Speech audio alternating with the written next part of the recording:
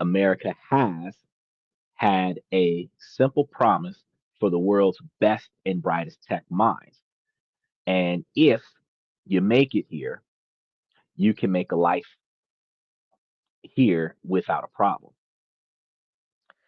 It was a path paved with innovation, opportunity, and a short shot at joining the global center of technology. I talked to you guys about this a little bit earlier this week, where a buddy of mine from Taiwan, one of my clients actually, but turned into a good buddy because he's been my client for over a couple years now. Matter of fact, but my client from Taiwan getting his H-1B, and we were discussing about how outside of America, the dream of coming to America and making it big is always a fascination of non-Americans. And the standard of living in places like Asia, that's like 30% of the cost of America, which is 70% less than the cost of America. You can do things for $2,000 a month and be like middle class, upper middle class standard of living with no suffrage going on. However, in America, $2,000 a month won't get you far in most states in the country.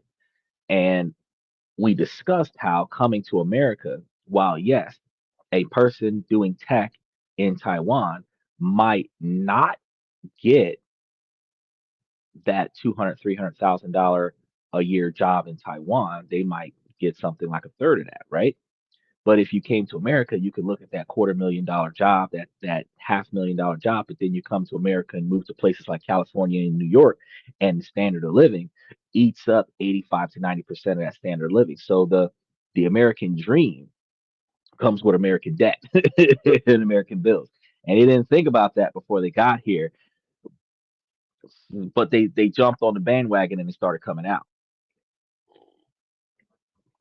Nevertheless, that promise built Silicon Valley and powered discoveries that changed our world.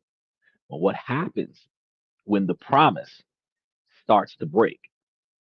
Now, what happens when the path to becoming that U.S. citizen and getting that green card becomes a tightrope, and the dream feels more like a gamble? Right now, we're in the middle of a perfect storm because on one side, the huge wave of tech layoffs, which is the most significant that we've seen in years, is washing over the industry. And on the other hand, a rigid and overwhelming immigration system offers almost no safety net. And this isn't just about policy debates, it's about human cost of that collision. Michael says, coming to America, Eddie Murphy, comedy.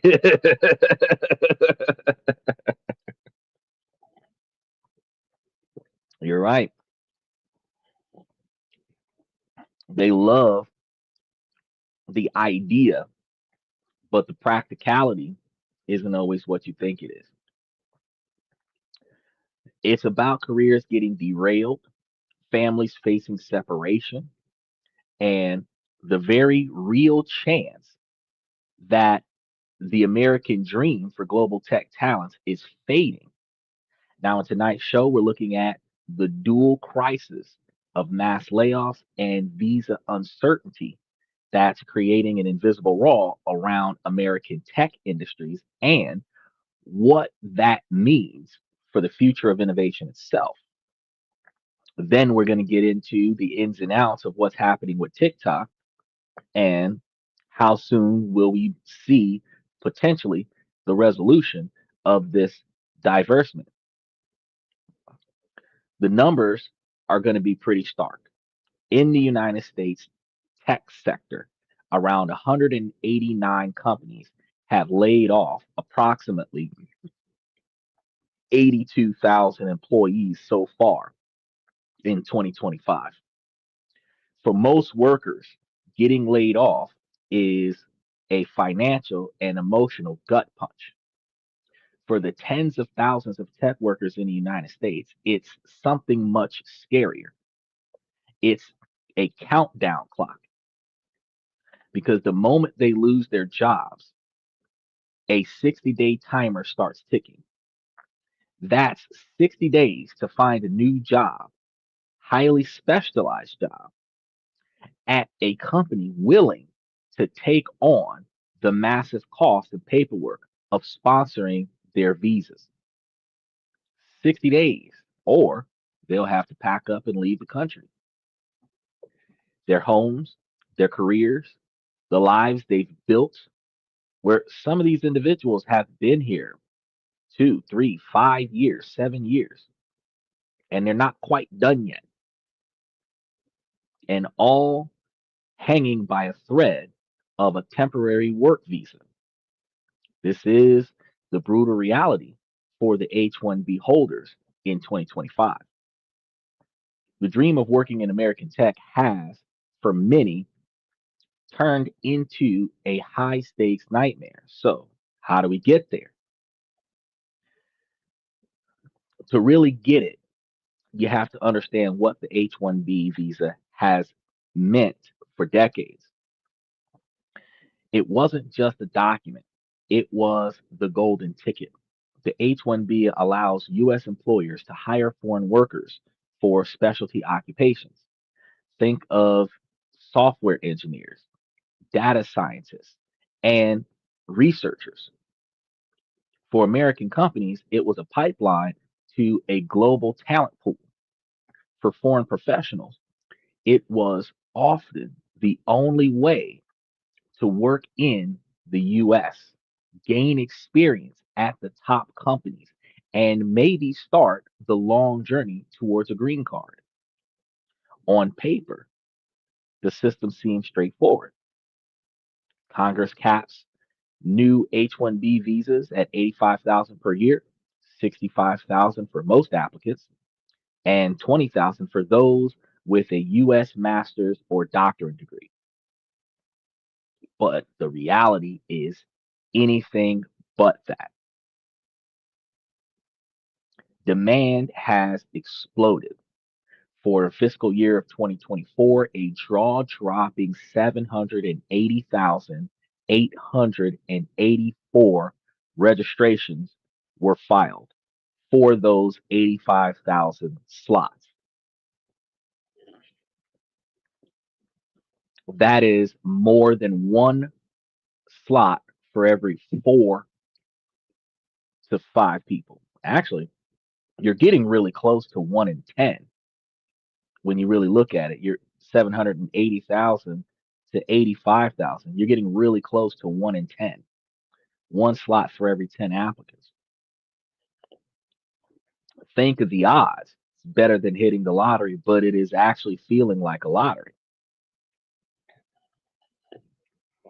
And for those competitive countries around the world that are highly, highly competitive from infancy, it doesn't matter if you were top of your class at a great school with a job offer from a tech giant. Your future in America comes down to a random computerized lottery. For fiscal year 2025, the government changed the system to be beneficiary centric, which flooding the lottery with multiple applications for the same person. And this helped cut down on fraud, but the core problem didn't go away. We have hiring humans, not robots. Well, that's where a lot of the layoffs come from. When tech automates something, machines operate in the background, where it normally would have took 10 employees to approve and pass along from different departments a verification for a document. A machine can now timestamp notifications in every department of a document being retrieved, which takes that job away from 10 employees. The same way when Amazon put up 200,000 machines that can work 7 days a week, 24 hours a day. Those machines, while two or three machines might replace two people, the fact is that on a day shift and a night shift, you're looking at two people, two to three people per day, morning shift, evening shift, graveyard shift, two to three people per day working, and you've got three machines that can run that run all day, or let's say six machines so that you can power them down and charge them up. And then the machines are going to cost $35 per day as opposed to $35 per hour for the employee. The companies are incentivized in replacing humans with robots. Whenever something can be automated and have a machine do it. Look at Chat GTP, Perplexity, and other search engines where back in the day we used to spend hours and days looking something up. Remember, before the internet, we had to go to 3 to 5 different libraries and get 150 books and spend weeks researching something. Now you can just ask a question in an AI platform that can generate you the response in minutes. Yeah, vidIQ can generate you a script for your podcast in minutes while you're off doing something else. And this is going to encourage companies to replace human workers. And that part of the reason why the 85,000 people lost their jobs. Amazon is good stock to hold. Amazon is good. And in the shipping industry, Amazon, UPS, and FedEx are good companies to put your money towards if you're interested in investing in um, shipping, shipping stock. Google, Alphabet, hey Google, hey Google, hey Cortana, hey Siri, hey Alexa, hey Bixby. All of the reasons why you got to understand. Now, there were still around 422,000 unique individuals hoping for one of those 85,000 slots because they put a stop to the double applicants.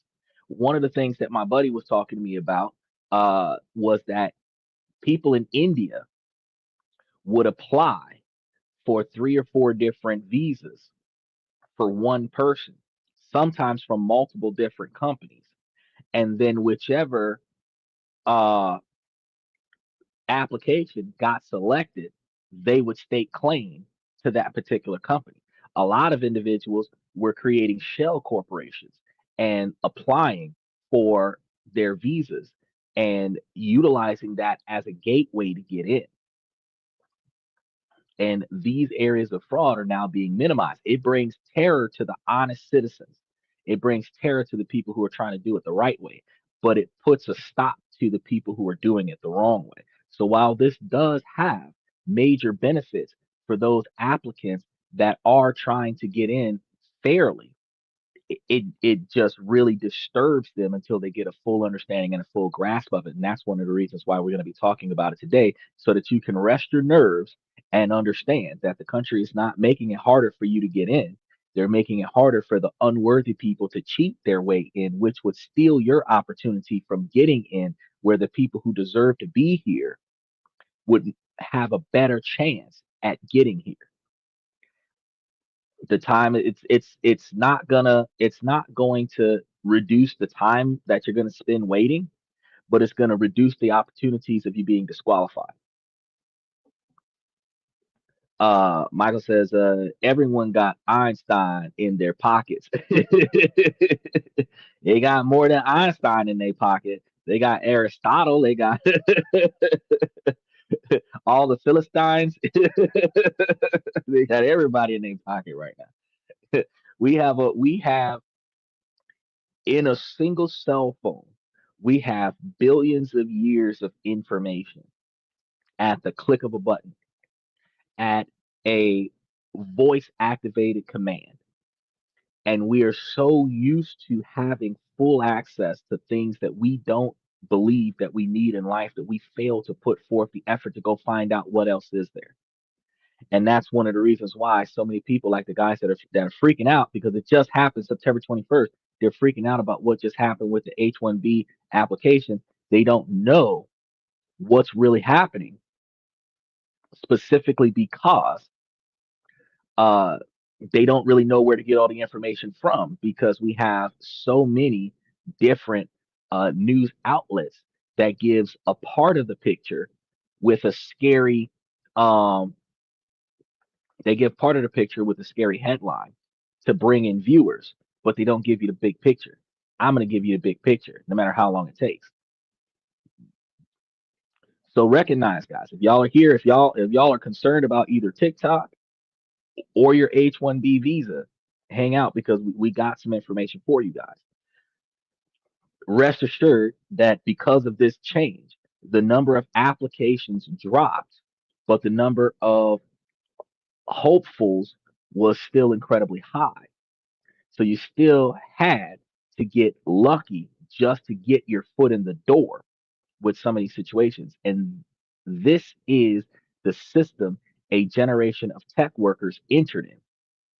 So they knew the odds, they played the lottery, and a lot of them won. They got their job, they got their company sponsoring them, and they started building their lives here in America because while you're waiting on your citizenship, while you're waiting on your green card status, you are allowed to live and work in America.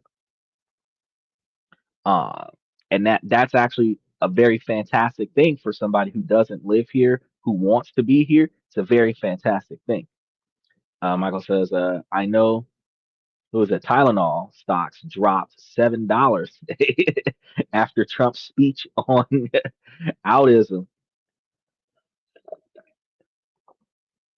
That's actually very interesting. Um, I'm going to take a look at that speech after the show and see how that affected the pharmaceutical stocks. Because I was so busy dealing with this from this past, I think it was 3 days ago, 3 or 4 days ago when this started going down, and I was trying to make sure that I had this covered for today, and I was like, oh, dip, and I had gave y'all my word that I was going to cover um, TikTok. If that is a major stock decline in pharmaceuticals, then that information will definitely be covered in tomorrow's show when we're going to be talking about the dividend rotation strategy for October and November. So we're going to be doing a lot of research on this information. So make sure that you guys have now you got a reason to come tomorrow after you finish hanging out today. But imagine though, those individuals that are able to live in America, they rented apartments, they bought their cars, and their kids went to local schools because we understand that there is a huge question here since America said no citizenship births for foreigners, which was targeting illegal entries to eliminate the anchor baby system. However, if mom and dad are both foreigners and they're in the visa process, it is unsure if the child would be native or if the child would have to get a green card. Um, Whether or not the child is native depends upon whether or not, even though the child was born in America, the child will qualify for the Trump accounts that are given to all Native American children. So that's going to be a spinner that we have to look into. However, for those who came over with their kids, they have visas for themselves, visas for their children. These guys worked on projects that define our modern world, from the AI on your phone to the cloud that powers your global business. They did everything right, but the H-1B has a built-in vulnerability, one that the last decade of tech boomers mostly hid.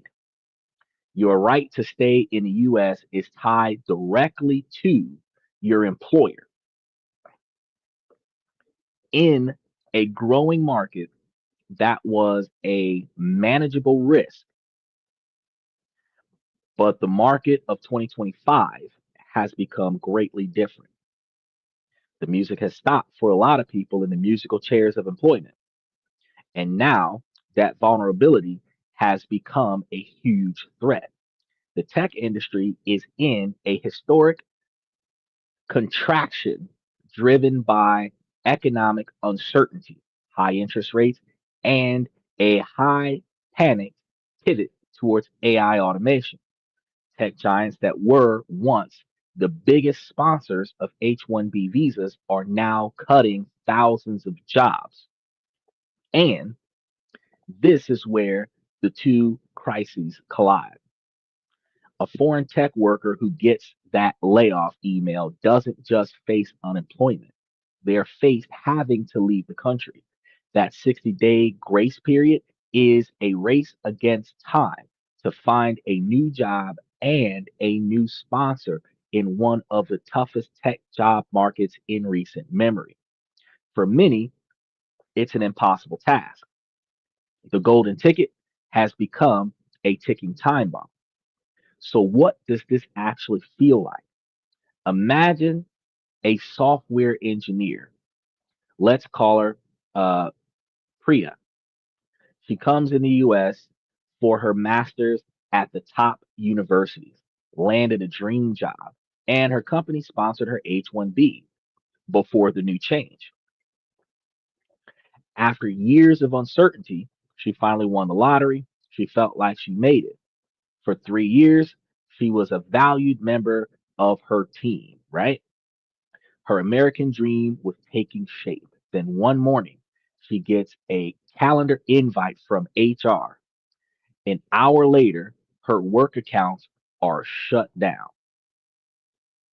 She's been laid off, and a 60-day clock starts. The first week is a shock. The second is a frantic scramble to update her resume because most people who got good jobs don't think that they should update their resume every 3 to 6 weeks, even though you're on a good job. If you learn something new, if you've taken on a new task on the job, if you've gotten a promotion, if you've uh, uh, learned a new skill and you're on your side as a hobby or whatever, keep updating that resume every 3 to 6 weeks. We don't recognize that. We don't think about that.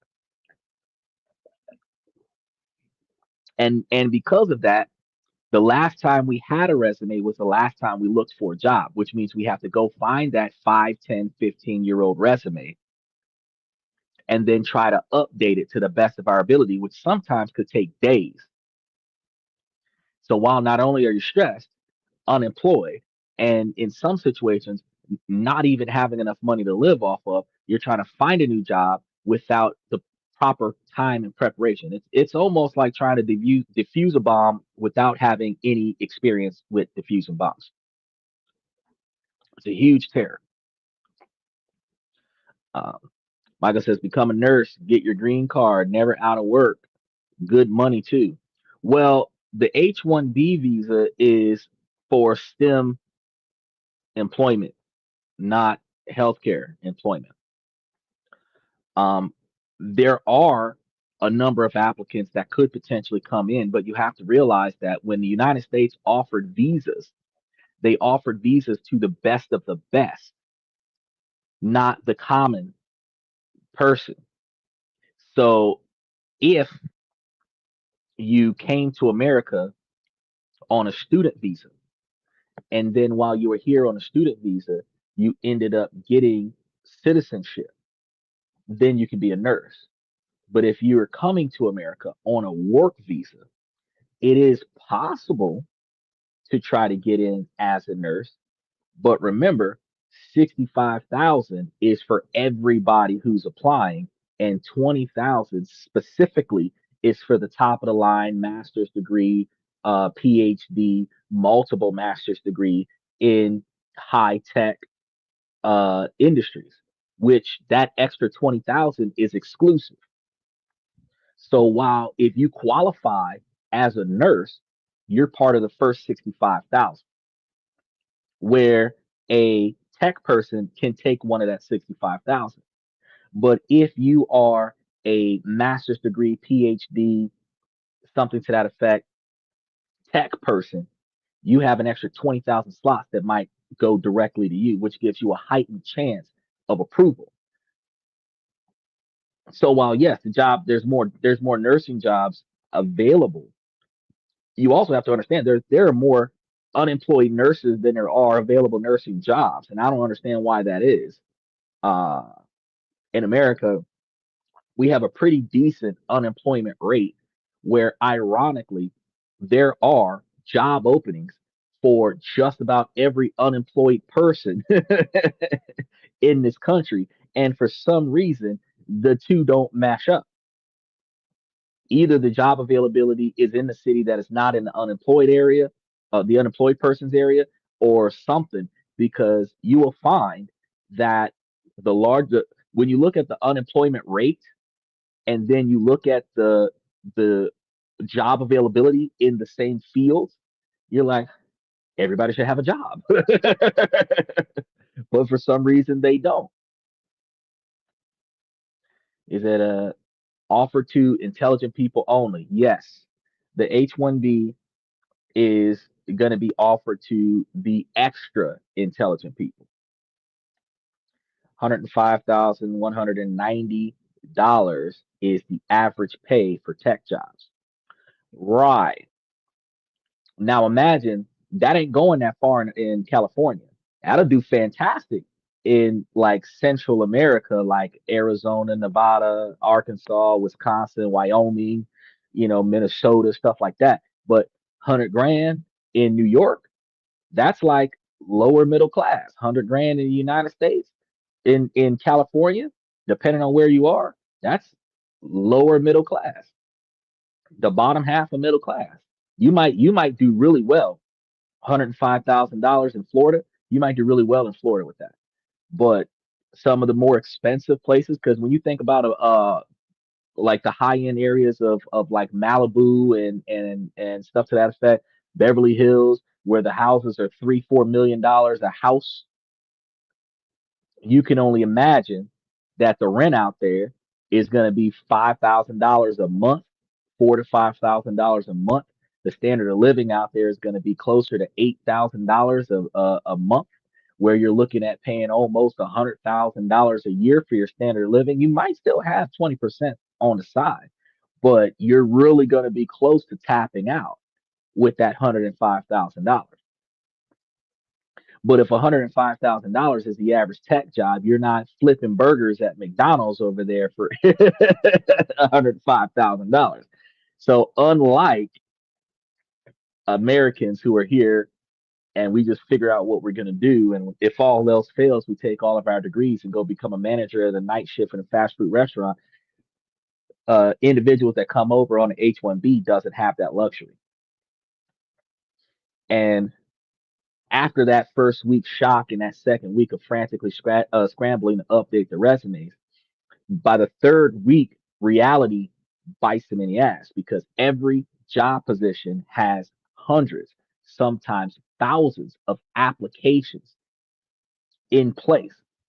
If you are paying attention to your job, you should, as a foreigner, you should be watching your job's performance, your company's performance, not just your performance, the way everyone else watches the stock market. If your company starts looking like they're underperforming in the market, they might start doing layoffs. And if they start doing layoffs, you should be looking at your jobs evaluations to determine if you're on the top half of successfully performing employees, because if you're not, you're going to get cut. There's two groups of people that they cut: the ones that cost the most money and the ones that are underperforming. It's a guarantee. So if you're one of the higher paid guys on the team and you're not like the reason why the performance is through the roof, where you're earning your keep, they're going to cut the ones that cost the most and the ones that do the least. That's going to be the first string of cuts. So they're going to find that recruiters are going to be swamped. And just like with the H-1Bs, when they're doing interviews, it's going to take a long time for you to get in for an interview. So if you're in a job that it looks like you might need to start looking for another job, you need to start looking for another job 6 to 9 months before your job potentially fires you. Because if not, you're going to be out on a limb. You should have applications floating around for that transition, finding companies that support H-1Bs and then finding a job position that's similar to the one that you're doing. Matter of fact, you should be looking for companies that support H-1Bs and then find the job position that you want to do and start trying to qualify for that in your current job and apply for that job position in that new company so that by the time you transition, you've been doing it for 6 to 9 months. But that's like the only way that you're going to be able to guarantee that that 60-day grace period is not going to end in failure. But uh, take Priya's situation. She gets a few calls, but when H-1B sponsorship comes up, the conversation goes cold. We're prioritizing candidates who don't require sponsorship, is the polite way of saying she's too much of a risk. A 45-day timeline passes, and the pressure is immense because now she's only got 15 days to get back to work or get out of the country. She's not just looking for a job, she's fighting to stop her life from unraveling in a very, very short period of time where there's literally nothing that anyone can do to help her besides get her another job. See, here in America, Americans can lose a job and live with a family member or a friend until they find another job, where they could be unemployed for 3 to 6 months until they can find another job, doing odds and ends jobs, Uber driver, whatever, Postmates, Instacart, Uber Eats, whatever, rideshare, whatever, until they can find another job. Not an H-1B applicant. If you don't have an H-1B qualified uh, company sponsoring you, your application is terminated. Michael says if the company starts to lay people off, there's three things that I'm looking at: bad management, bad service, and bad product. Um, yes, I would say bad product or oversaturation of competition for the same product. So not necessarily like the product sucks, but more to the magnitude of the product is probably overpriced in comparison to the competitors with no unique features that makes that product stand out, or the product is underperforming in comparison to its competitors where more customers are switching over to a better quality product which allows for more for less money or more for the same amount of money so that the clients and customers can feel like they're getting something out of the deal. I think that that would be in our current situation the more dominant position because bad management usually gives an unsatisfactory work condition, but it doesn't necessarily cause for a mass quantity of layoffs unless the crew is underperforming because of the bad guidance from management, which would lead to the inability to fulfill demand. Uh, I could see companies that have bad service, like T-Mobile having problems with their towers and not having engineers capable of fixing the service towers so that the product can be stable. I can see that being a thing, but I think with our current economy, the biggest issue that we're dealing with right now is more of individuals that are not meeting the demand or not capable of meeting the labor cost because of the oversaturation of supply compared to the demand in the current market. So if you know somebody that's got an H-1B and they just got laid off, the only thing you can do is help them fill out applications online because if they don't find somebody that takes H-1Bs, even if it is a tech job that they could work on, if it doesn't sponsor H-1Bs, they have less job opportunities. So they can't just get another job anywhere.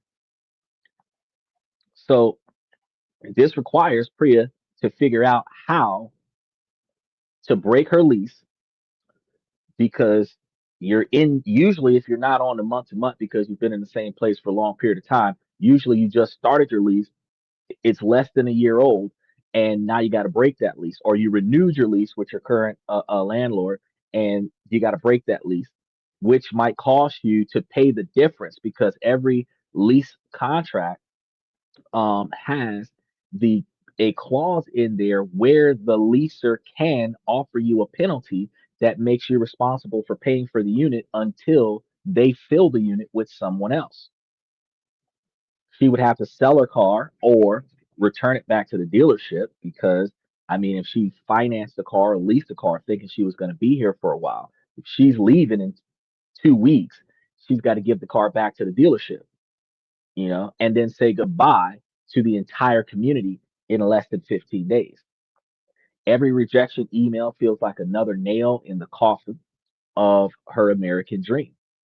Now, multiply Priya's story by tens of thousands of foreign American workers. That's a human catastrophe unfolding. Recent reports highlights the brutal churn. One company was approved for over 5,000 H-1B workers in the fiscal year of 2025, while laying off around 16,000 U.S. employees this year. Another was approved for nearly 1,700 H-1B workers, while announcing 2,400 U.S. layoffs just months earlier. While legally, it shows a shocking lack of stability. These aren't just numbers, they're lives thrown into chaos. And it's not just individuals paying the price, the companies are shooting themselves in the foot. After arguing for years that global talent is key to innovation, they're now watching that investment walk out the door. Michael says, nothing I can do able the economy. So I have to change my approach on life, just like chess. Yes, yes. The, the economy is going to change and we have to adapt to it. But the first thing, in order for you to make change and adapt, the first thing you have to do is you have to recognize what change needs to be made, and then you have to be able to look for other ways to make that adaptation. So the knowledge, the skills, the project continuality, all of that disappears when an H-1B worker is forced to leave. It's a massive, expensive brain drain. Okay. And this isn't just a short term problem either. It sends a chilling message to the next generation of talent. Why would a brilliant student from India, Brazil, China, Taiwan, Tibet uh, gamble their future on a system that could eject them on a 60-day notice? Some people will look elsewhere. Countries like Canada. My buddy even told me, man, I should just go ahead and get my citizenship in Canada because if he got citizenship in Canada, he could still come to America and on a vacation and won't even need much of a visa. But countries like Canada, United Kingdom, Germany are rolling out the red carpet for the exact talent the United States is making so hard to retain. America isn't just losing current workers, it's losing the innovators who will build their dreams and their companies somewhere else. So, for those already in the United States for years, the nightmare deepens. Many H-1B holders are in line for a green card, a process that can take decades for people from countries like India or Taiwan. A layoff can jeopardize their spot, potentially forcing them to start the entire multi year process over. It's an individual wall built not of bricks, but of bureaucratic indifference. And it's closing in on the very people America invited to build the future for us. There's a lot more to this story because we're just scratching the surface right now. If you believe that these stories need to be told, I want you guys to take a moment to like and subscribe to the channel on YouTube and hit the follow button and that heart button on Twitch and Twitter. Also, if you're watching us on YouTube, take a moment to hit the notification bell on future shows because your support is going to help us continue to produce in depth reports on the economic shifts shaping the world. So, what happens when the 60-day clock is about to run out? The options are going to be limited and often desperate. The main goal, of course, is to find a new sponsor. But in this market, that's incredibly difficult.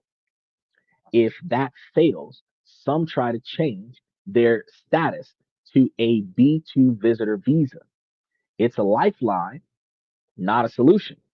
It lets them stay for a few more months, but without the right to work, forcing them to burn their savings.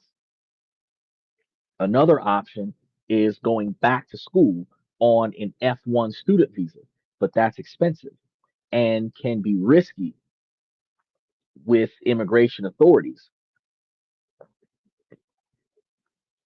Uh, to be fair, if you're already in college trying to get a second master's degree or chasing a PhD, switching to a student visa is going to be a lot less difficult for you because you were in college already. But again, you're going to be limited to whether or not you can work on a student visa. This desperation has pushed some to looking at visas for the best of the best, like the O1A for extraordinary ability, or green card pass like the EB1A and the national interest waiver. These are great options, but they're for a tiny fraction of the workforce with exceptional credentials. They are an escape hatch for the elite, not a fixer for the thousands of skilled workers facing deportation. The rise in these alternatives points to a troubling trend.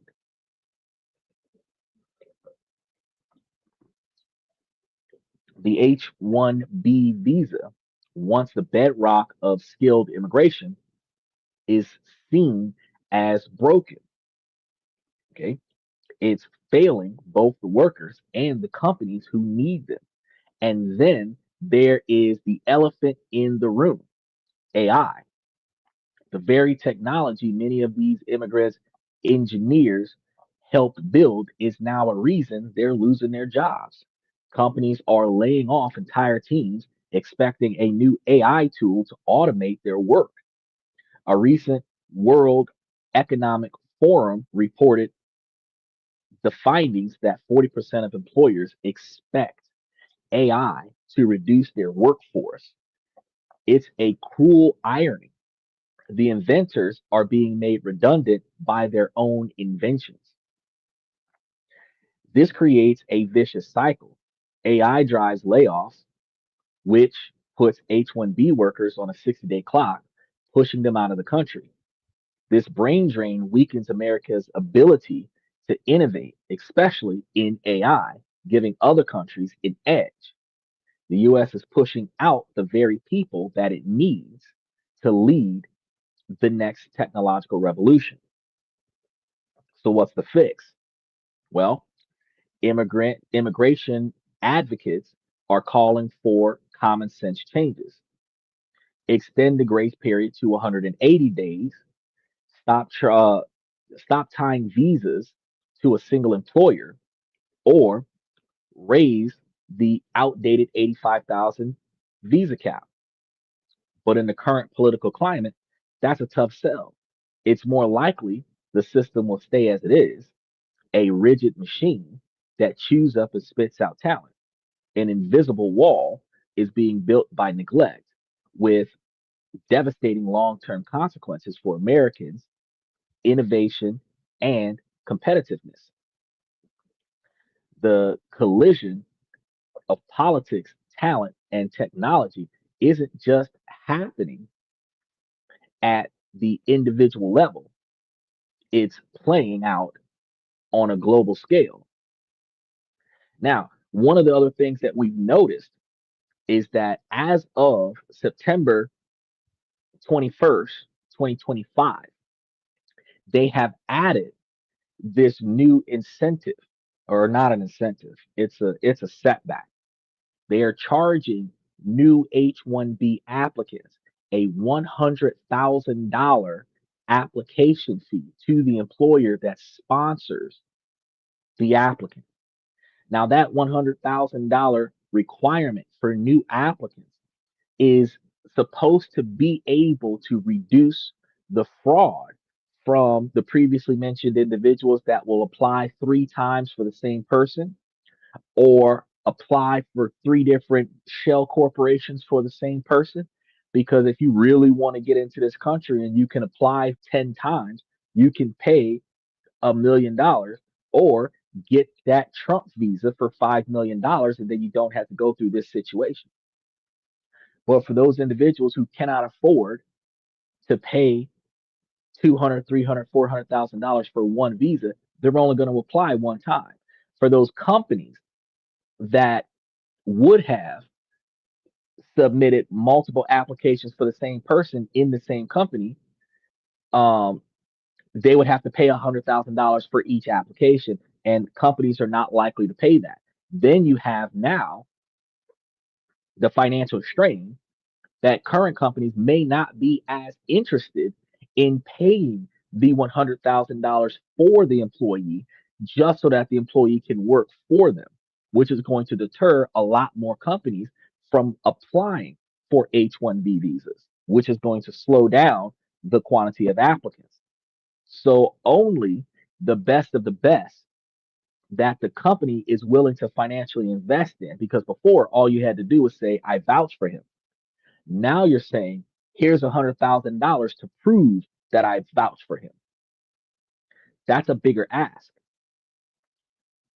So in this situation, if those HB1 individuals that are already grandfathered into the old way loses their H1B status, and they're forced to start the application over as a new applicant, where they might have been in the country for 3 or 4 years already, if their application process starts over, the new employer may have to pay that $100,000 for them, which makes it harder for them to be accepted by the next employer, which almost guarantees that they're going to end up having to return back home, failed at their ability to get citizenship in America. Michael says, leaving a lower gene pool of intelligence in America. Yeah, you're right about that. You're right about that. Um, this was supposed to put a stop to the fraud, but it'll actually reduce the speed at which applicants are brought into the country, at which applicants are being utilized. Now, we also got to take into account, though, we have 385 million, 386 million Americans in the United States. A little under 100,000 people is a pretty decent percentage for an exclusive market. Not every job around the country, one specific market field. So by tightening the reins on this, it does make it a little bit more difficult for individuals to get in. However, those individuals that are coming in an honest fashion, they will be more likely to get accepted, because there will be a reduced quantity of applicants, because the businesses that are willing to pay that $100,000 really want that employee in the United States. And also, while a lot of people are going to feel like the way things are going sucks because their job will be at risk, if the company paid $100,000 for you to come here, plus whatever other processing fees that has to be done for the application, they're less likely to terminate you, because they will be throwing away 100 grand, unless you're really underperforming as an employee. Now, what about those individuals that comes in on their own application, not supported by big business? Because this $100,000 that just came out as a mandatory payment for new applicants is targeted towards big business, big tech firms like Tesla, IBM, Google, stuff like that. Big tech firms are paying the $100,000, not the small mom and pop shops like Cricket or somebody like that. So if you're a startup, or not a startup, but if you're a small business owner or something to that effect, if you are a self applied individual, they're not likely to have you pay that $100,000. You might either be exempt from the $100,000 fee, or if there is a fee, the fee will be drastically reduced because you are self applying. The $100,000 is for big business, so that can give you a little bit of a peace of mind. If they're in an area that doesn't have enough employees, America will welcome you. That is true. That is true. But the majority of foreigners park themselves in New York and California, the most popular places that is promoted by America. Miami, New York, and Florida. No, Miami, Florida, New York, and California. Usually Los Angeles, Seattle, stuff like that are the ones that are widely recognized. So foreigners will fly into California not knowing anything about Alabama, Mississippi, Texas, Nevada. They know about Texas because of the border problem, but they don't know about opportunities in Texas. They don't know about opportunities in Illinois or Wisconsin or Washington State. They don't know about opportunities in Connecticut and Tennessee. They know that states exist, but they don't know about those existing states. They might know about Silicon Valley the way they know about the Twin Towers, but where is Silicon Valley located? Silicon Valley is not actually a valley. It's just called Silicon Valley. But where is it actually located? Not too many people know. So yeah, if you're applying for a position in a firm, in a company, in a location where they need employees, yeah, America will take you in with open arms. But when you apply for a job and you don't live in this country, you don't know where that is. Is that a That's where those tech jobs are at. That's exactly it. Silicon Valley is where those tech jobs are at. But which city and state is Silicon Valley supposed to be in? That's my point. That's my point. So take for example, in Nagano, Japan, they have the incentive where if you hire two Japanese individuals for your startup, that they will give you like it's supposed to be like 500,000 won or 500,000 yen for starting up the business, which they've actually converted that to a subsidy. Where if you go out there, you start up the business, you spend a certain quantity of money on starting up the business, you hire two Japanese people to run the business, they will reimburse you or subsidize you that 500,000, which is approximately like 23 or 24,000 US dollars, which technically could cover 18 months worth of salary for those two employees, which allows you to get your business off the ground before you can't afford to pay your employees, which is fantastic.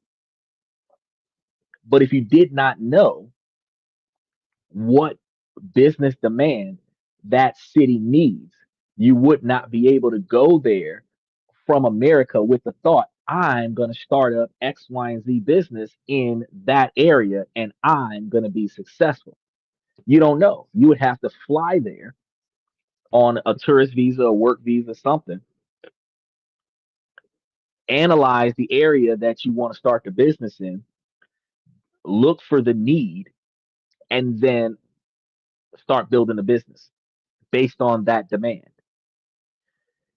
But if you go to college and you do, he said Silicon Valley's in California, but everybody's in California. And if you're not in California, they're in New York. But if everybody flies to California and say, well, I'm going to get a job here in one of the major tech companies here. There's what 4 billion people in, or not 4 billion, 4 million people in California. That's a lot. if not 4 million. I think it's like closer to 40 million. But there's a lot of people in California, a lot. He says the average American, 25 and older, only have a high school diploma or a GED. You're correct. I do believe less than 60% of Americans actually got a bachelor's degree, and less than 30% of Americans actually have a master's degree.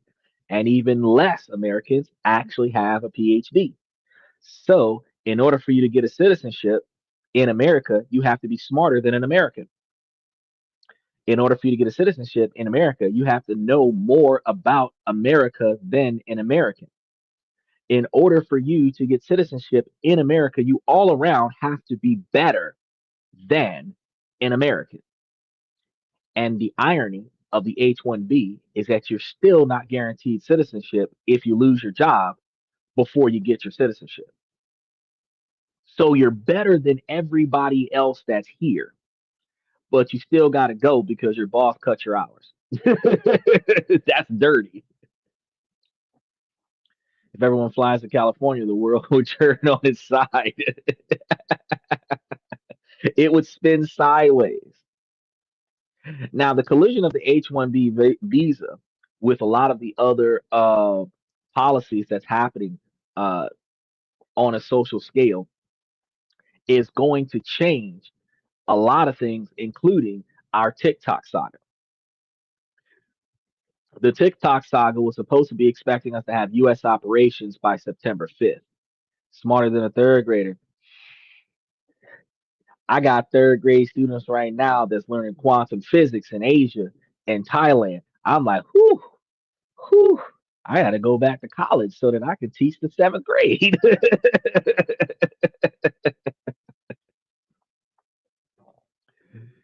They have a deal, and the deal framework has been reached, but the U.S. operations have not been fully sold yet for TikTok. The plan involves a consortium of American investors, and now we know who the American investors are. I'm going to tell you who those investors are, and you can run out there and go and find their stock so that you can invest in some of their stock. Because once this deal is set in stone, they're probably going to start receiving a lot more beneficial revenue, which will lead to the shareholders receiving more beneficial revenue. So these American investors are going to include Oracle, just like I told you before, Andreessen, Howitzer, and Silver Lake. These companies are going to acquire a majority stake of around 80% of US TikTok. I'm going to put that in the Twitter side of things so that you guys know what's going on, because I want you guys to be able to follow along with us.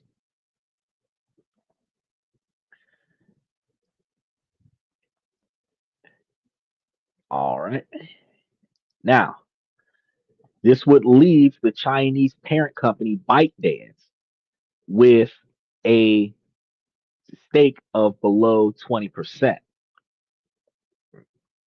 to comply with the US law that Joe Biden passed before he left office. Michael said, who? Okay. Oracle, Andreessen, Howitzer, and Silver Lake. That's who.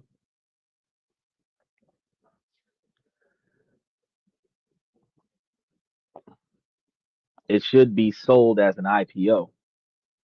Well, that's not what that, it doesn't look like that's what's happening right now. It might actually end up being an IPO, but we'll see. The goal right now is to keep TikTok running in the United States under American ownership and oversight, which includes US control of its recommendation algorithm, which is going to be provided by America. However, the deal is still pending final signatures, with ongoing negotiations between the United States and Chinese officials continuing to shape the final structure. This has caused significant delays in what we thought was about to happen because the planned launch for a new US only TikTok app, reportedly codenamed M2, was scheduled around September 5th, 2025, which was about, um, I want to say 17 days ago, was supposed to happen, but political and regulatory hurdles pushed back that date. In response, the United States government has extended the enforcement deadline for the divestiture multiple times, and the most recently uh, established expiration date now is December 16th, 2025, which is another 90 days. So a separate US app is necessary partly due to Apple's App Store policies, which requires the new app to have a distinct bundle identifier rather than being a simple update. This requires additional regulatory approvals and technical preparations. If not, it's a monopoly. Exactly. And that's going to be another issue because 170 million users that is exclusively owned by one company, that's a monopoly. But you also have to recognize that the monopoly law requires there to not have one company run through one specific niche. So while there is TikTok, there's YouTube, there's Facebook, there's Twitter, there's the one that Trump just made. They have Flip, which Flip is kind of a toss up. I tried Flip. You have to post a video every day on Flip, and you have to use Flip every day in order to see a benefit from Flip.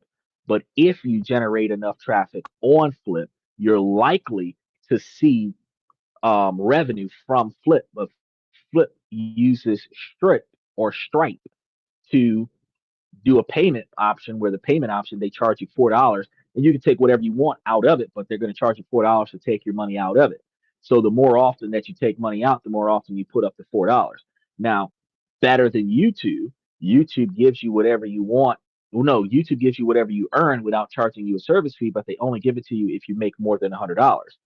Stripe, if you make, or Flip, if you use Stripe and you make $55, you're going to get back at least $51. So you don't have to wait until you cross over that $100 threshold. But the longer you wait, the more money you make when you do withdraw the money. You actually end up with less money coming out of your pocket for each withdrawal if you have less withdrawals for larger amounts. Michael says, I take that back. Many social media platforms. Yeah, there's a lot of them.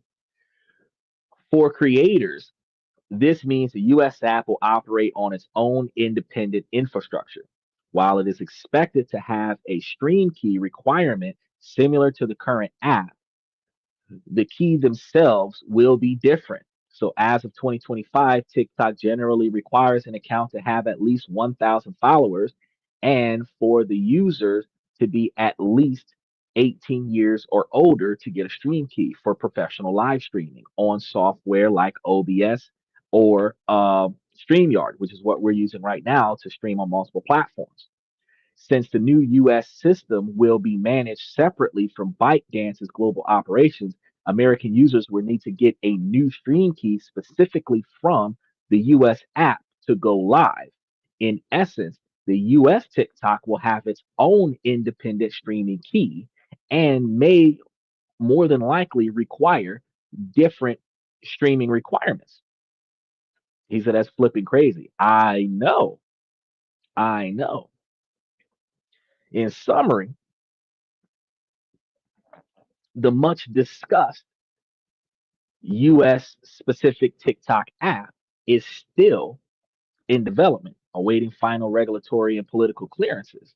And the migration for its 170 million American users is now expected to happen before the new December 16th deadline. But you're still looking at the March 2026 expiration of the current TikTok platform from China. So you're going to have less time to migrate your platform over.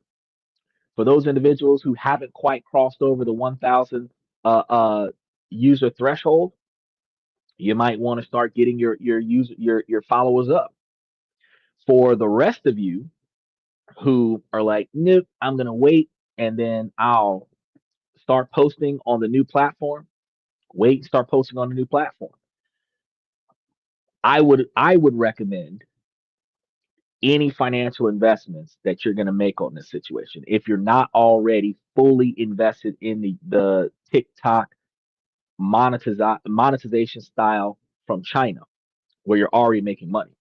If you're not making money yet, I would recommend that you hold off on trying to monetize this platform until you've crossed into the US platform. And reason being is because all of the financial investments that you put into the TikTok side of things, you're going to have to put it into the US side of the TikTok thing. Whatever followers that don't switch over with you, if you barely got 1,000 and not all of your followers transfers over, you may not have 1,000, and then you're going to have to get the 1,000. And until you get the 1,000, you're not streaming live. So you're now doing post lives. Pre-scheduled releases, trying to build back up. If you have 10, 20, 50, 100,000 followers and you switch over and enough followers switch over with you to the magnitude that you have, guaranteedly more than the minimum, you can keep streaming until the rest of your followers come over.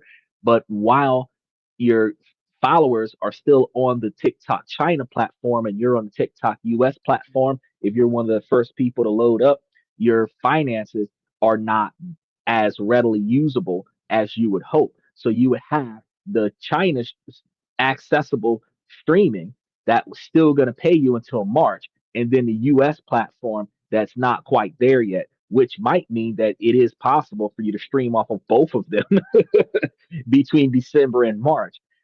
But figuring that part out, I would, if you're not fully established on TikTok yet, I would wait, save your money, and go all in after the transition is over. Because it is a 170 million user platform, which still gives you a fantastic capability of getting 1% of that as followers, getting half of a percent of that as followers, and having 350,000 followers still could give you $2,000 to $4,000 a month income off of just TikTok alone. He said, "Where's your YouTube plaque?" Fantastic question because I haven't gotten that far yet. Okay, so YouTube does not give a plaque to anyone less than 100,000 subscribers minimum. We are right around 60,000, 66,000 subscribers right now. We need another 40,000 subscribers, 35,000 subscribers to cross that threshold. At the pace that we have been getting subscribers, we're likely to see that 100,000 benchmark by the end of November. At the rate we've been getting about 20,000 additional followers every 30 days over the past 60 days. So we are likely to see at that speed another 2 more months and we will cross the threshold. So by the end of November, by the 16th of December, I would say we should have crossed over that 100,000 subscriber limit, which at that point, we don't automatically have the plaque. What would have to happen is once we qualify, we then have to go in and apply for the plaque. They're going to evaluate the account, verify the fact that the account doesn't have any violations, no community guideline strikes. Um, we have to show a minimum of 10,000 views worth of activity, which we can clearly show because we're crossing over 100,000 views a month or more. And then they will validate the requirement for the plaque. And then they will mail us the plaque, which might take 2 to 3 more weeks. So if we qualified in December, we might have the plaque in January. But when we get the plaque, I will make sure that I have the plaque sitting over my shoulder so that you will see the plaque. But the plaque is not as big as it used to be. They've shrunk the plaque to reduce costs of development of the plaque. So it might be a tiny what you call it sitting over my shoulder in the video, but the plaque will still be here. It'll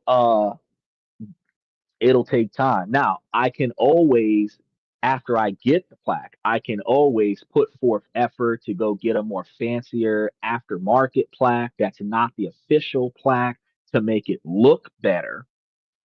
You see some YouTube channels that have a wall full of plaques.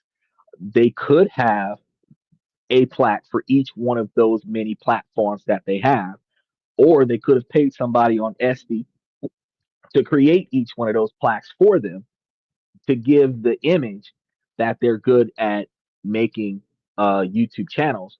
Where then, if they're streamlining a YouTube video about how to make a successful YouTube channel with 20 or 30 plaques in the background, you would believe them, and then they would watch your show, try to apply the information that you gave them, and you would get a shit ton of views, which would give you a shit ton of revenue, but they may not be as successful with your advice because it depends on the niche, it depends on the performance of the podcaster, it depends on the presentation of the podcaster, and then it depends on the reception of the audience. So there's a lot of factors that go into it, and it is not free. So if, like me, you're dealing with political content, you're dealing with sensitive content, we're dealing with confrontational content, a lot of times we get thrown into the restricted only section, which reduces viewership. So then we have to run ads so that we can be widely seen, where others who are just producing entertainment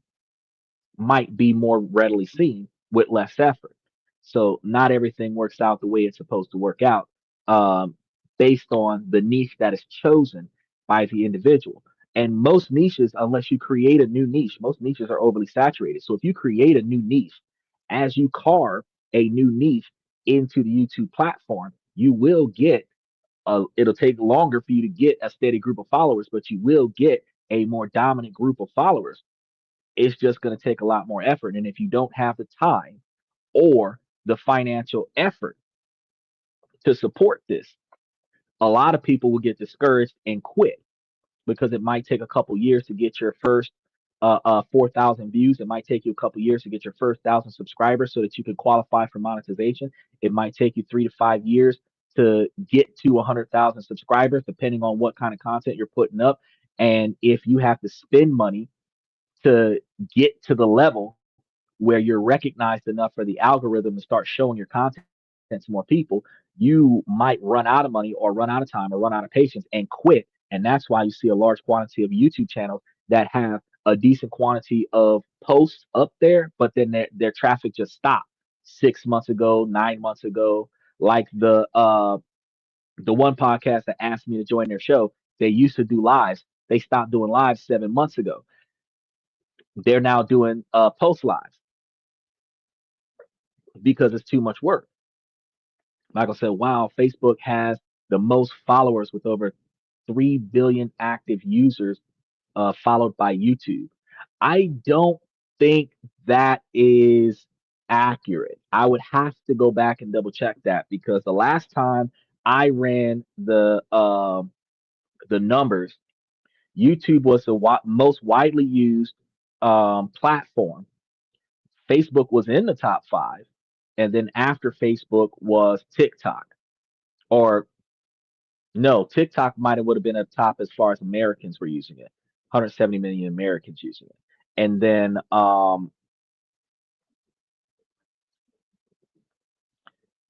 no, I think it was YouTube, TikTok, and then Facebook, something to that effect. Because YouTube is old. YouTube's been around for a long time. Everybody that has a TikTok has a YouTube, but not everybody that has a YouTube has a TikTok. Um, but I can actually double check that right now for you and let you know who has which platform has the most usage.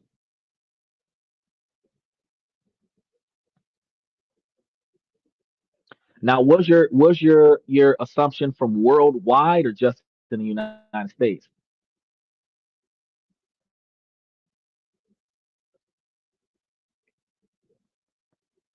Well, I mean, you said it was like billions, so I'm assuming that that's going to be worldwide. I would have to go off of worldwide.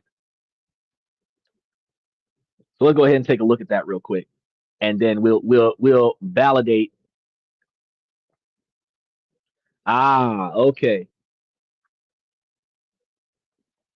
So worldwide is what you're getting. Meta is where you're talking about the 3.7 billion monthly active users on a global scale, where YouTube is 2.5 billion users on a global scale, followed by WhatsApp and then Instagram.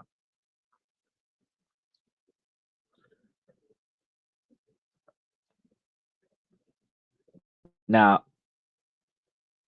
in the United States only, which would definitely be a different poll, a different statistic. Um,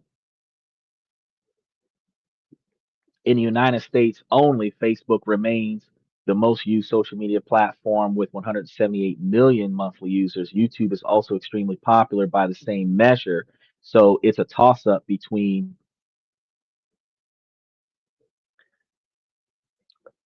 among the highest user bases in the US, often cited app usage is YouTube, and then 112.4 million users for TikTok. So the top three would be um, Facebook, YouTube, TikTok. Twitter is towards the bottom with 53 million users. Reddit has 60 million. LinkedIn has 80 million. Pinterest has 85 million. Snapchat, ironically, is 92 million. How many do they have? How many users does YouTube have specifically?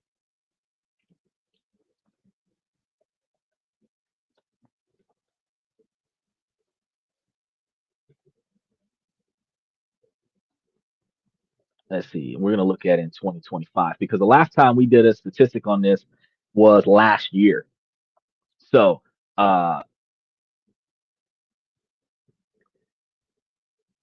no, they're talking about 2.7 billion. We're talking about in the US.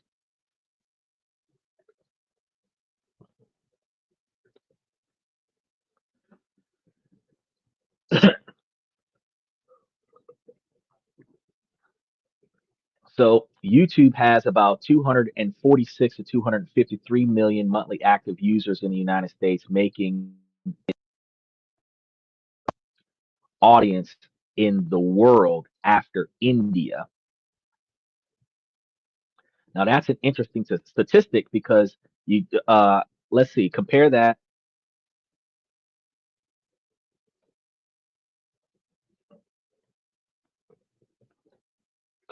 to Facebook.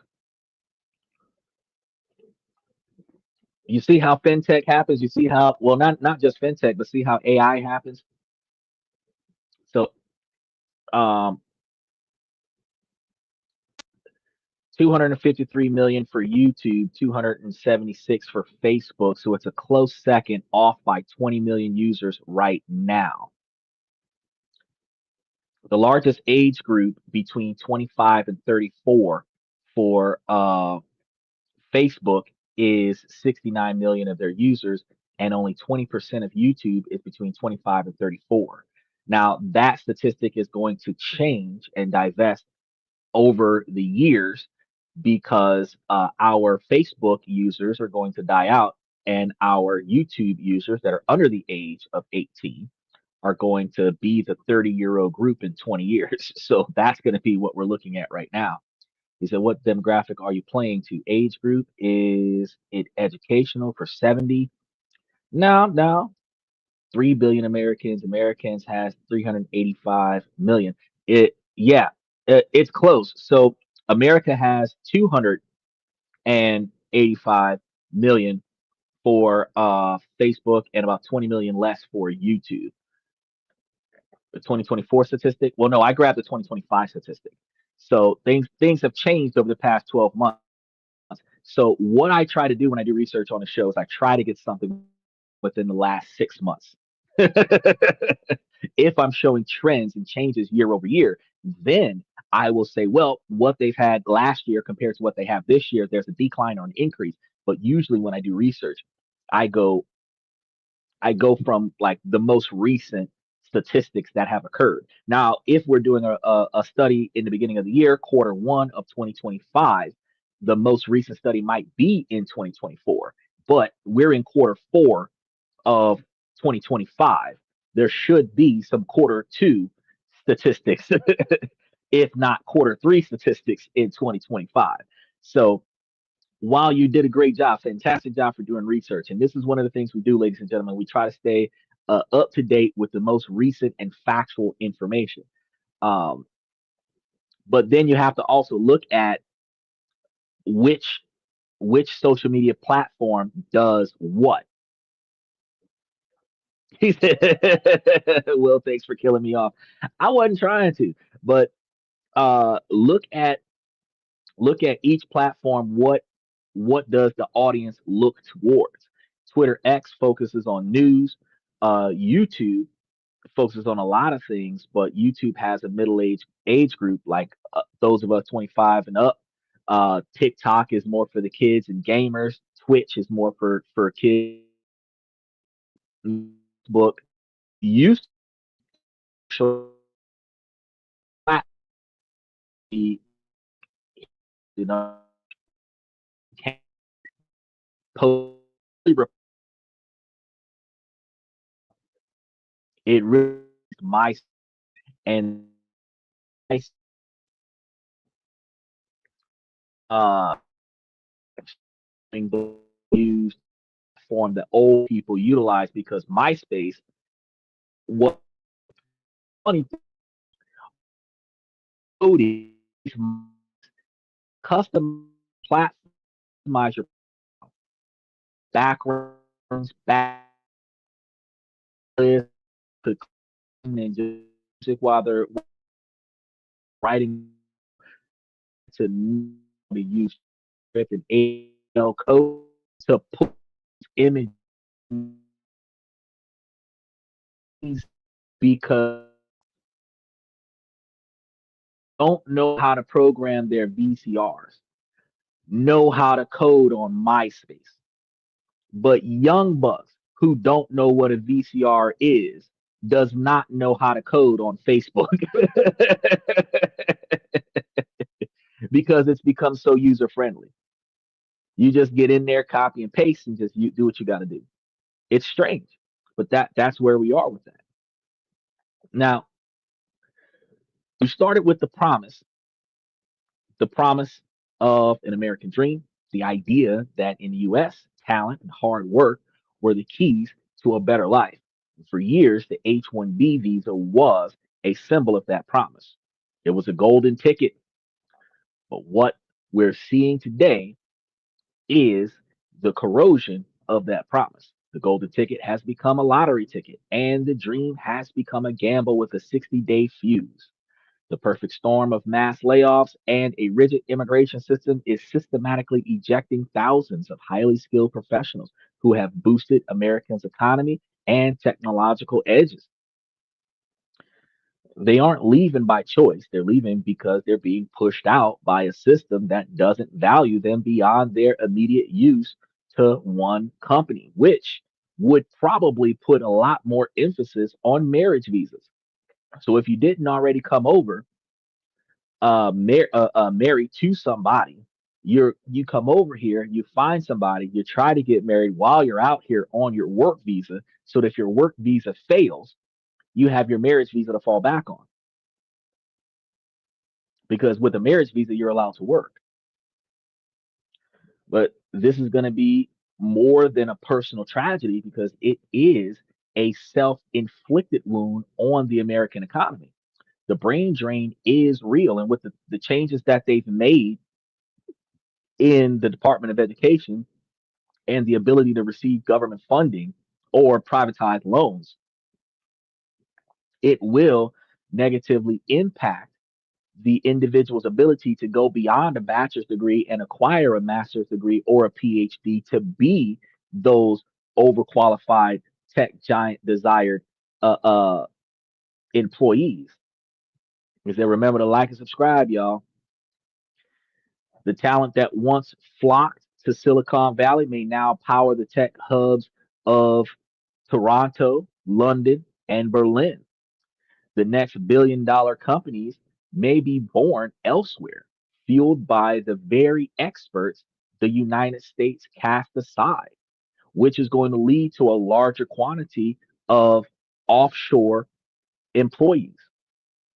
We're going to have American companies that are going to build in America with Donald Trump's created in America format and then outsource for the technology from overseas, where the tariffs are going to cause us to have to spend a lot more money for what we could have built in America if they raised the approval rate from 85,000 to 185,000, where at least one third of the applicants would be approved every year. If they did a shall issue, where if your application doesn't get selected within 3 years, that you automatically get selected as one of the first draft picks in year four, it would increase the accessibility and make it worth your while. Because otherwise, I mean, you could go to Bangladesh, you could go to Rwanda, you can go to Kazakhstan and have underrated tech companies boost your capabilities of being successful in a country that doesn't cost nearly as much. Did you know that Africa has a lottery that if you win, the prize is going to America as a citizen? I did not know that. You know, Africa, if I remember correctly, has had that prize since the early 1700s, where if selected, you get a free trip to America with a guaranteed 2 year stay. And if you do well, you get your citizenship. Now, the lottery kind of changed after 1950, 1961. The lottery kind of changed,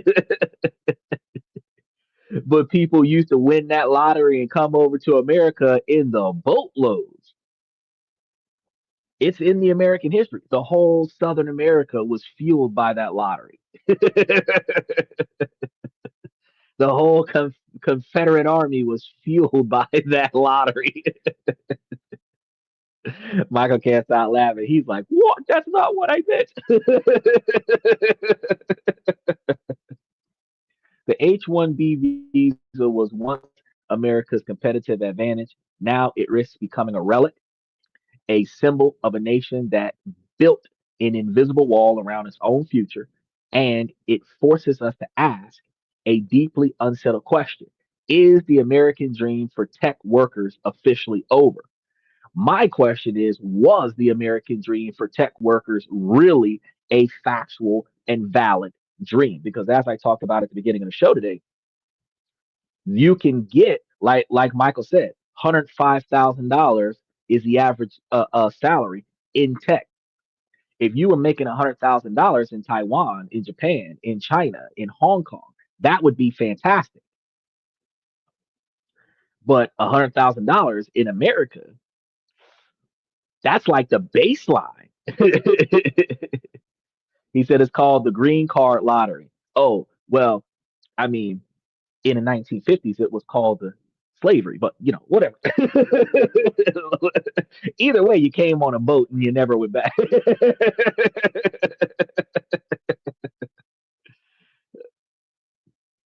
I feel like I should go to Africa and then throw my name into the lottery out of spite for my ancestors.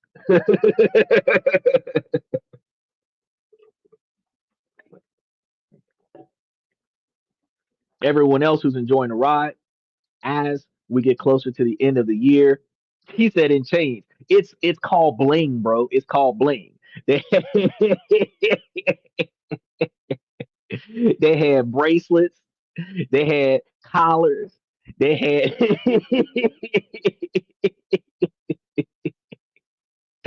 oh, oh, that's dirty. That's dirty. can do it. I can do it. I'm like ninth or 10th generation removed from the original. I can do it. Seinfeld can't do it. He'll get canceled. I can do it. Kramer can't do it. I can do it. So, um, I know you laughing. You can't. I know that it's hard for you to. It's hard for you to type when you bust out laughing. You try your best not to drop the phone. uh, so as we get closer to December, we're going to keep you guys updated with the information related to TikTok, so that you guys know when it's time to switch over. And then once we switch over, we're going to figure out what all we need to do for the American stream key. And once we get that stream key, then we'll be streaming on all four platforms.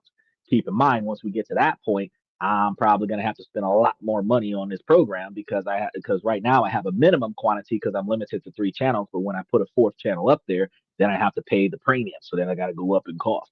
Nothing about what we do is free as podcasters. So those individuals back in the day who used to devalue people for sitting in a chair and talking on the camera, I can tell you from personal experience, this shit is hard work. It is hard work. And to turn a profit off of it, it is really, really hard work. It takes dedication, it takes knowledge. And I can only come from the perspective of men because if I was a hot chick, especially a hot chick with like D's that wore like cleavage and really tight clothes, I probably would have a 250,000 views right now. If I found a hot chick that could get on this show and put her sense up there, like I forgot her name. What was her name? Paula or whatever, the lady that's on TikTok doing the relationship shows. If I could get the hot chick to come onto the show, I could probably see myself make it, especially if I turn what she says into shorts. I could probably like Fresh and Fit get hundreds of thousands of viewers just because I've got women talking on my channel. But as it stands, because it's just men on the channel, uh, it's not widely as popular as it would have been if it would have been me and like five chicks on the show, which makes a big difference.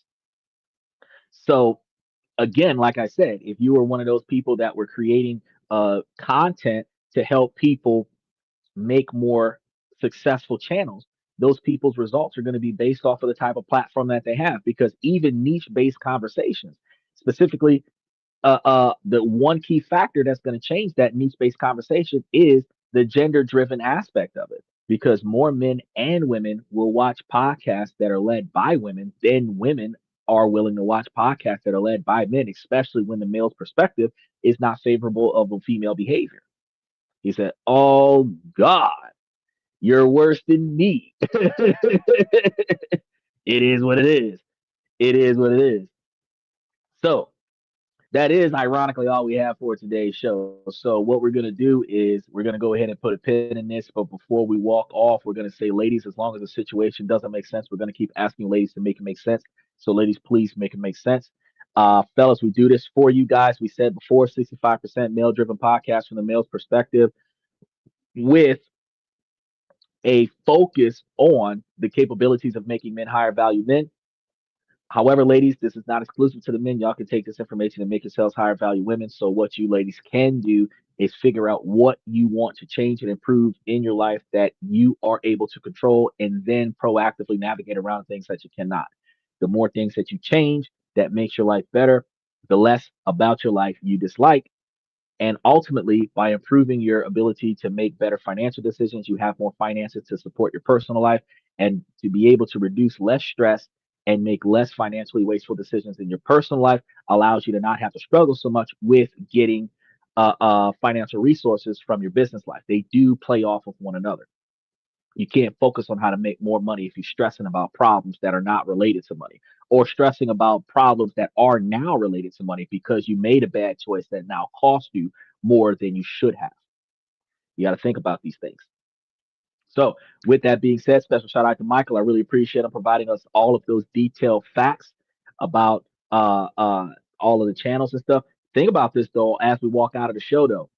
If YouTube is 2.5 million users in America, 2.5 billion worldwide, all I need is 0.5% of followers to be right at the 1 to 2 million mark and be up there with some of those podcasters that are hitting 10 and 15 million subscribers, and their channels are getting less than 1% of viewership. My channel is getting 300% viewership. Smaller channel, bigger results.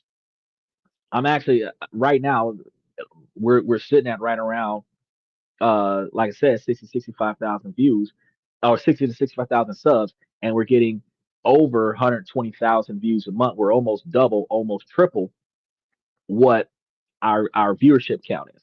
So as we continue to improve, we're likely to see a larger group of views, which means that we're going to probably start seeing a larger quantity of people communicating. Because one more thing we got to talk about before we leave: in the flow of advertisement, 5% of people will react to your advertisement. Half of them will respond positively. So out of 10 people, 5 people will see it and want to do something about it, but only 2.5, 3 people will actually do something that will benefit you from it. So out of every 100,000 people that watch the show, probably 5,000 people will actually hang around in the show on a daily basis. And out of that 100,000 people that hang around in the show on a daily basis, about 150 of them will comment. That's the way business works. So we have to recognize we have a lot more people that'll linger and listen than we have people that'll comment and stay involved. Doesn't change the fact that it is a highly interactive podcast. So if you're watching us on Twitter, if you're watching us on Twitch, or if you're watching us on YouTube, you can put your 2 cents in on the topic if you have the capabilities to do so, because we have to recognize a lot of people, it is more beneficial for me and them for you to listen to this in the background while you're driving your car or cooking, cleaning, whatever, on the job.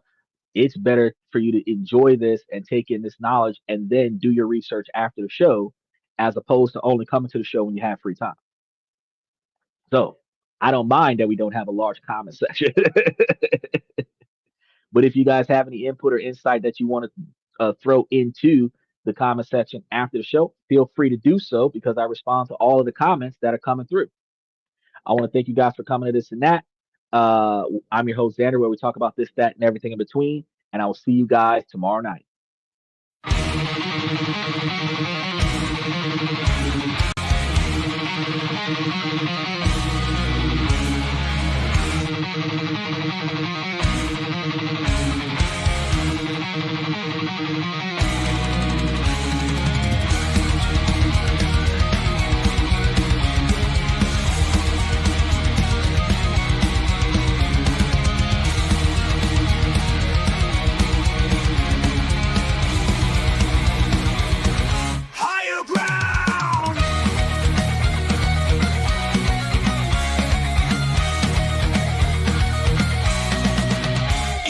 Chase validation, now I validate myself. Building inner strength, putting doubt upon the shelf. No more unnecessary drama, no more wasted time. Climbing higher, constantly making my own climb.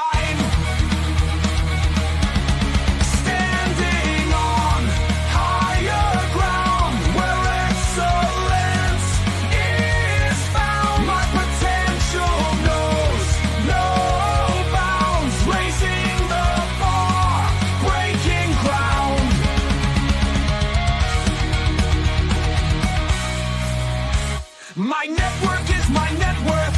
Choose your company wise. Surround yourself with eagles, not with sheep in disguise. Every interaction is a reflection of my brand. Quality over quantity, that's my personal command. I'm not landing on higher ground where excellence is found. My potential knows